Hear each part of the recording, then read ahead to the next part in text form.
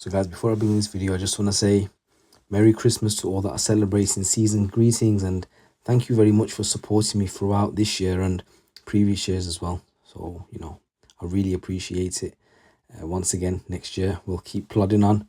But for tonight, yeah, just celebrate, relax with your families over the next couple of days, recharge, refresh, and, maybe think of what you want to do over the next year. Test yourself. And you never know what may come of it. So yeah, once again guys, Merry Christmas and season's greetings. So in this next news story, a gang who smuggled £42 million worth of drugs into Britain in an inflatable boat have been jailed after they were found with half a tonne of coke in a van outside a hotel. Daniel Livingstone, is 25, was arrested in May this year with 524 kilos of coke in his van outside a hotel in Lely in East Yorkshire, where he was staying with drug smugglers Mark Moran and Colombian national Didier Torredesila Reyes. Moran and Reyes had sailed a rigid-hulled inflatable boat from a slipway in Hessel in East Yorkshire, having moved the drugs from a larger ship a few hours away before they returned to Easington beach around 18 miles away. Livingstone was waiting for the pair and had seen shining a torch out to sea and talking on his mobile phone before they approached. National Crime Agency officers saw Moran and Reyes leave the boat after unloading some bags in the hire van waiting nearby. Moran had been in Norwich earlier in the day, where he drove the van and boat to Grimsby to meet Livingstone and Reyes. The trio then drove onto Hessel, where Livingstone stopped to fill 2 large jerry cans with fuel. They were later found at the hotel by officers. During the trial at Hull Crown Court, Livingstone admitted to conspiracy with others to import a controlled drug. Torredesila Reyes admitted the same defence. Livingstone was jailed for 7 years and 9 months. Reyes will be sentenced at a later date. Moran was found guilty of conspiracy to import drugs following an 8-day-long trial, and he was sentenced to 15 years behind bars, and a 4th man was cleared by the jury. The NCA investigating officer Alan Frenchy said, "There's no doubt these drugs would have been sold on to communities around the UK, but working with our partners, including Humberside Police and Border Force, we have disrupted this crime group's offending and made a huge dent in any profits they were about to make. These guys were determined to do all they could to bring this big amount of drugs into the UK, but we were also determined to do what we could to stop this Class A from reaching our shores." They said, "We are determined to do all we can to tackle the Class A drugs threat activity and protect the public from horrific damages it causes to our society." And in this next news story, a knife-wielding man who was covered in blood when confronted by brave officers has been jailed for life for a frenzied attack on 2 women.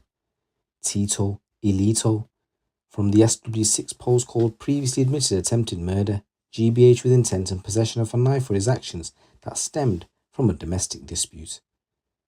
Investigating officer Detective Constable Lucas Pollard said, "This was a crazy, horrific attack on 2 women which began on a doorstep and escalated into a fight for their lives.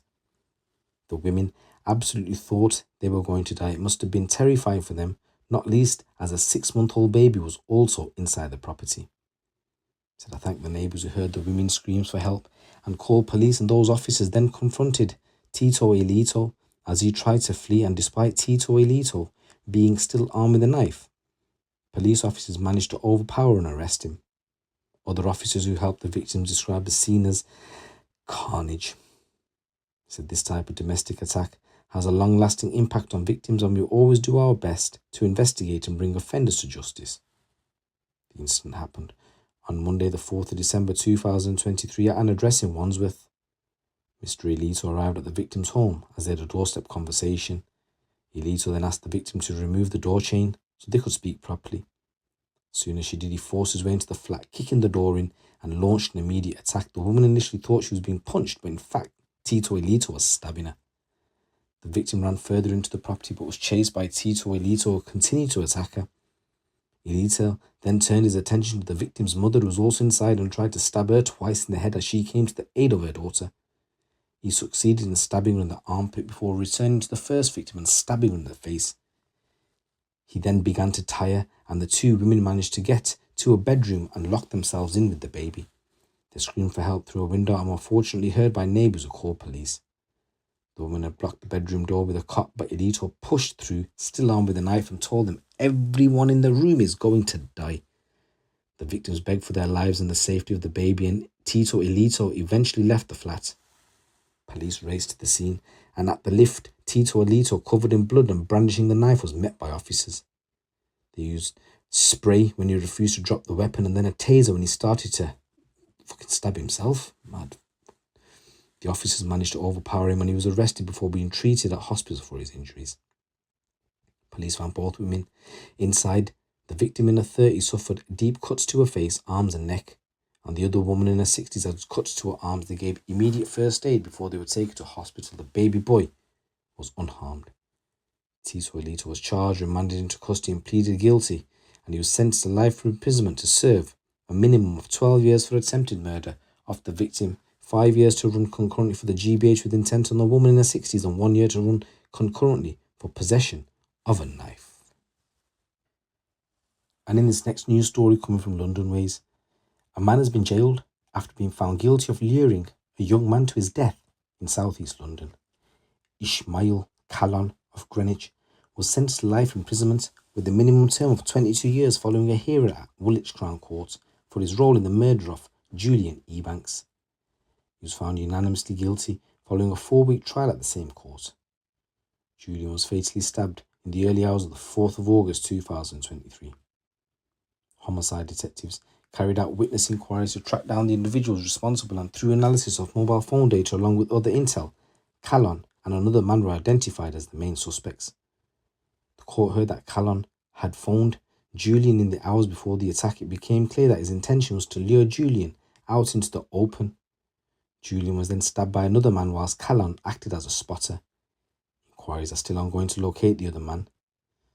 Julian had left London earlier in the year, fearing for his life, but had returned to attend a family member's birthday party.